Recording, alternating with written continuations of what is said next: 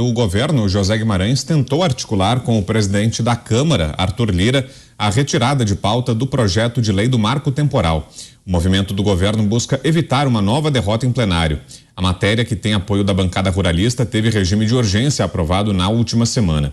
O PL do marco temporal é uma reação de parlamentares ligados ao agronegócio ao Supremo Tribunal Federal, que julgará o caso no início de junho, que pode aumentar o tamanho das terras indígenas do Brasil. Inclusive, a gente acompanha agora imagens ao vivo do plenário da Câmara dos Deputados. O ambiente está bastante tumultuado. Essa decisão de Arthur Lira de colocar na pauta o projeto do marco temporal revoltou os integrantes da base governista. Tem muita discussão nesse momento. Se a gente conseguir ouvir um pouquinho, a gente consegue ter uma noção, um termômetro de como está essa temperatura. Vamos ver.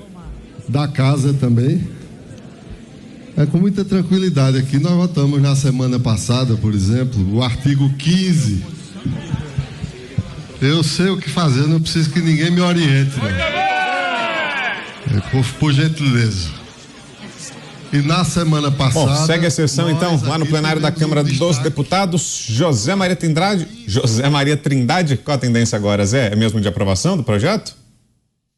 Pois é, o deputado Aguinaldo Ribeiro falando e o Pazuello lá no fundo, né? Olhando, prestando atenção. O ex-ministro, esse general Pazuello. Ô Vitor, eu acabei de chegar de lá. E o interessante é que o governo está dividido. Quando eu digo governo, é aquela bancada governista, não é centrão não, o PT inclusive. O PT votou contra a urgência ao projeto. E agora no plenário está dividido e todo mundo quer saber exatamente o que vai falar o governo, o que quer o presidente Lula sobre esse assunto.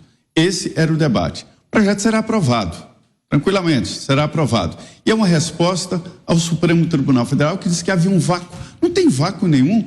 A Constituição de 88 define claramente o marco temporal, ou seja, a partir de quanto isso já passou, que pode ser considerado terra à disposição dos índios. São terras nacionais, são terras dos índios, mas à disposição dos índios. Veja bem que esse projeto, ele fecha um perigo institucional muito grande, um perigo jurídico muito grande. Porque, olha, o Brasil inteiro foi ocupado, porque aqui já existiam povos originários, os índios, que eram donos de tudo, donos não, usam, né? Mas, veja bem, de lá para cá, houve mudanças. E quem são os povos originários do Brasil? Somos nós. Eu sou o povo originário do Brasil. Zé Maria nasceu no Brasil. Meu pai nasceu no Brasil, meu avô nasceu no Brasil. Então, eu sou povo originário, né? Tudo bem, lá atrás, quando chegaram aqui os portugueses e tal, já existiam povos brasileiros, que eram os indígenas, mas a gente não pode retroagir. Eu costumo dizer que o mundo, a história é como uma bicicleta, isso anda para frente. Se você girar a catraca para trás, não anda, a bicicleta não tem ré, e é assim. Como está e como o Supremo Tribunal Federal pode decidir, cria uma situação de que, em qualquer momento, alguém pode reivindicar e dizer, olha, isso aqui é área indígena. Então, fotografias lá do Padre Anchieta, no centro de São Paulo, eles podem chegar e dizer, olha, isso aqui, olha, a comprovação histórica de que aqui tinha uma aldeia, em pleno centro de São Paulo, por exemplo. Então, não se trata apenas de uma insegurança jurídica na área rural, todo lugar pode ser. Então, é preciso colocar uma definição que a Constituição já tem, né? Mas que o Supremo pode interpretar diferentemente. Então, é uma iniciativa positiva e reduz muito a insegurança jurídica sobre esse assunto, sobre a ocupação. Olha, nesse momento quem fala é o deputado José Guimarães, ele que é o líder do governo e justamente quem protagonizou, né, esse movimento de tentativa de retirada de pauta do projeto. Ele assumiu, inclusive, que tentou a derrubada do projeto e disse que, claro, a bancada do PT vai votar contra o projeto. Seguem as manifestações, né, ali no plenário da Câmara e daqui a pouquinho teremos a votação. Roberto Mota, para você, Mota, positivo o projeto, se aprovado, de fato, uma boa iniciativa, uma boa notícia, Mota? É uma ótima notícia e esse é um assunto muito grave, talvez o segundo mais grave depois do 8 de janeiro. É importante que as pessoas entendam. O PL do marco temporal que está sendo discutido no Congresso, se aprovado, ele garante que os índios terão a posse das terras que ocupavam na data da promulgação da Constituição, 5 de outubro de 1988. Esse é o marco temporal, 5 de outubro de 1988. Esse era o entendimento da Suprema Corte. Mas agora a Suprema Corte está julgando novamente essa questão. O julgamento parece que vai continuar agora no dia 7 de junho e até agora um ministro votou a favor de manter o marco temporal, outro votou contra, outro votou pela queda do marco temporal. Por que esse marco temporal é importante? O Zé Maria já explicou, porque todo o Brasil um dia já foi ocupado por índios. Se não existir um marco temporal, uma data específica, qualquer área do território brasileiro pode ser considerada como já tendo sido um dia área indígena. E tem um detalhe: a propriedade das áreas indígenas não é dos índios, é da União, é do governo federal. E isso não é ficção. Na verdade, isso já aconteceu várias vezes. O atual secretário de Justiça de São Paulo, o ex-juiz federal Fábio Prieto, dá inúmeros exemplos de processos de uso capião em que uma pessoa está reivindicando a propriedade de uma casa ou de um terreno onde ela já mora há muito tempo, e a União entrou nesses processos pedindo a propriedade desses imóveis, usando o argumento de que no passado remoto aquelas áreas eram áreas indígenas. E foram mesmo, né? O Brasil inteiro foi uma área indígena no passado remoto. Inclusive, o secretário Fábio dá até um exemplo muito prático da quantidade de áreas que tem nome indígenas ainda, né? Carapicuíba, Ubatuba, todas essas áreas foram um dia áreas indígenas. O governo federal pedia a propriedade desses imóveis. É lógico que esses pedidos foram recusados pela Justiça e esses casos levaram o STF a fazer uma súmula, a súmula 650, que diz que o disposto na Constituição em relação às terras indígenas não se aplica aos chamados aldeamentos extintos, aqueles que eram ocupados num passado remoto. Agora, essa questão que estava sedimentada, consolidada, está sendo revista agora. Por isso a importância desse projeto aprovado no Congresso, né?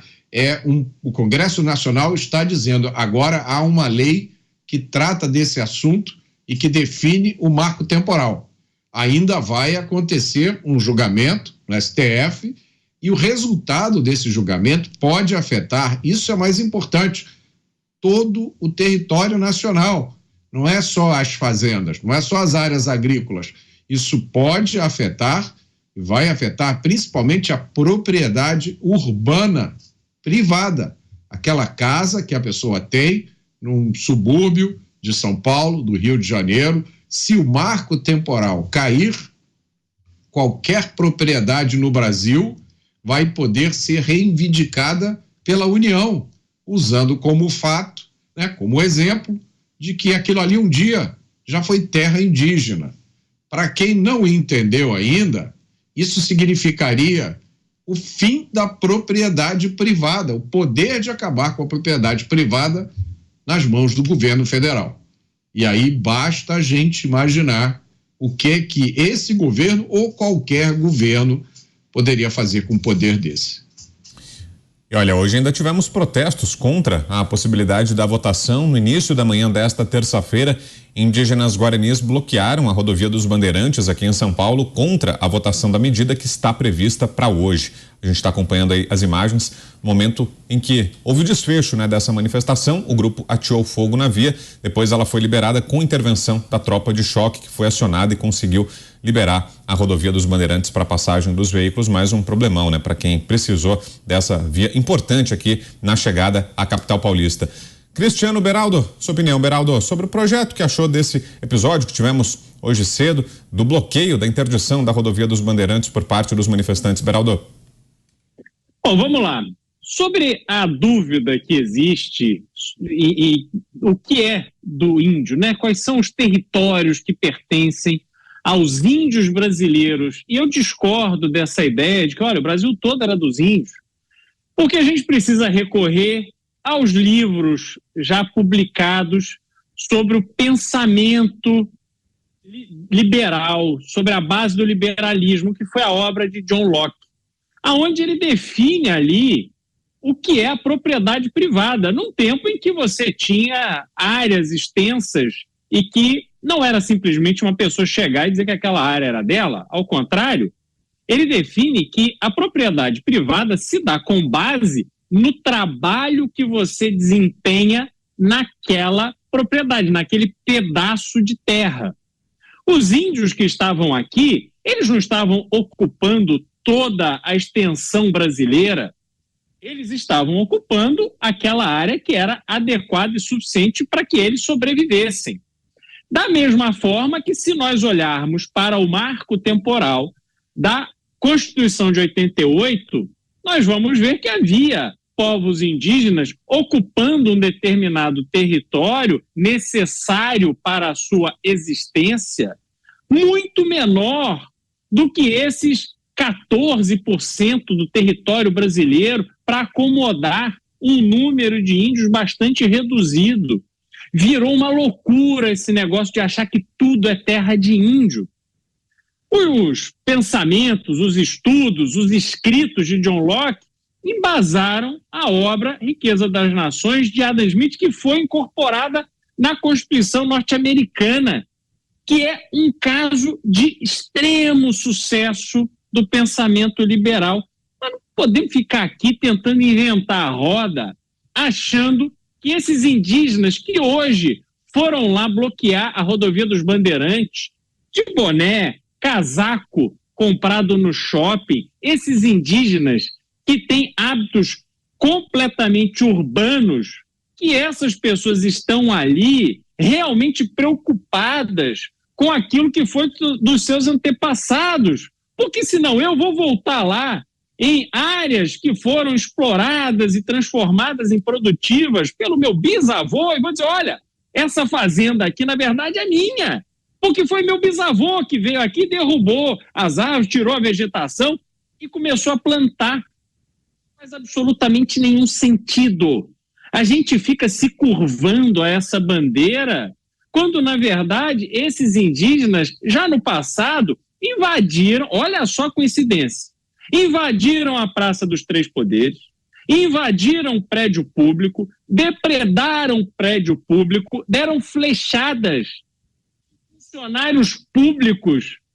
Mas, nesse caso, como são índios, eles podem tudo. Eles não são golpistas, eles não estavam ali num ato contra a democracia. Não, não. Nesse caso, o STF, a esquerda, o governo Lula, todo mundo simplesmente passa a mão na cabeça e não vê problema algum.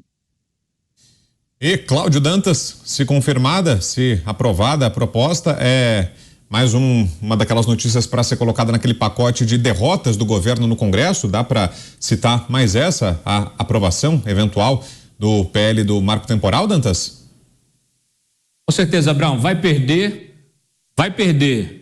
no legal, no jogo limpo, vai perder ali no Congresso, mas vai recorrer ao tapetão jurídico, vai lá no Supremo, onde, aliás, há uma ação em curso com o mesmo objeto.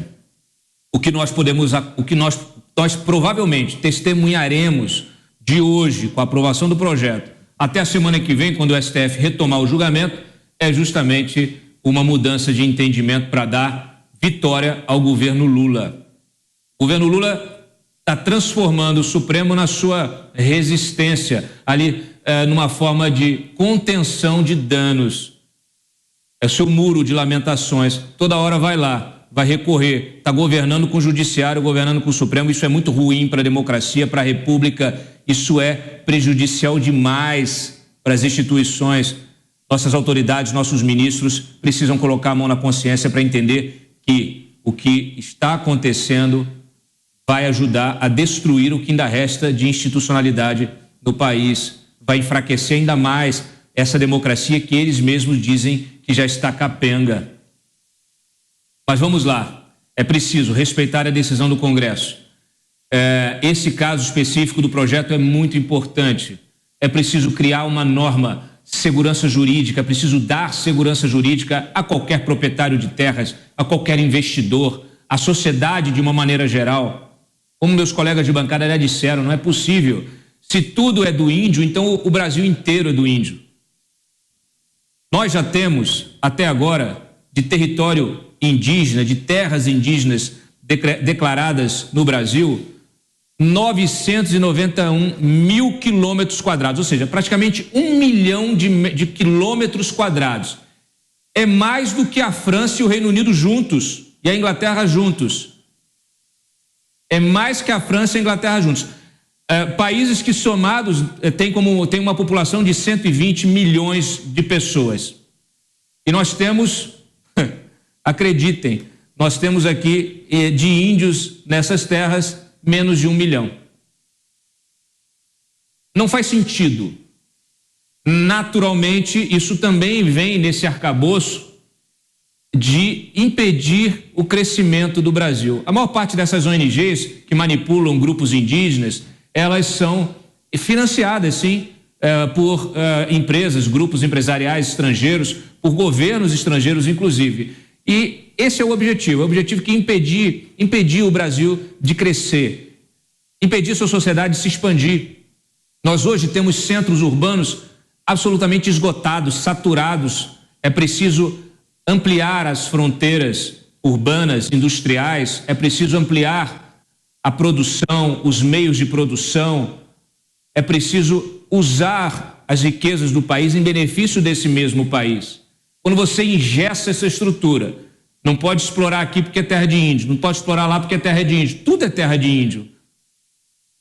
O Brasil foi dos índios, mas não é mais.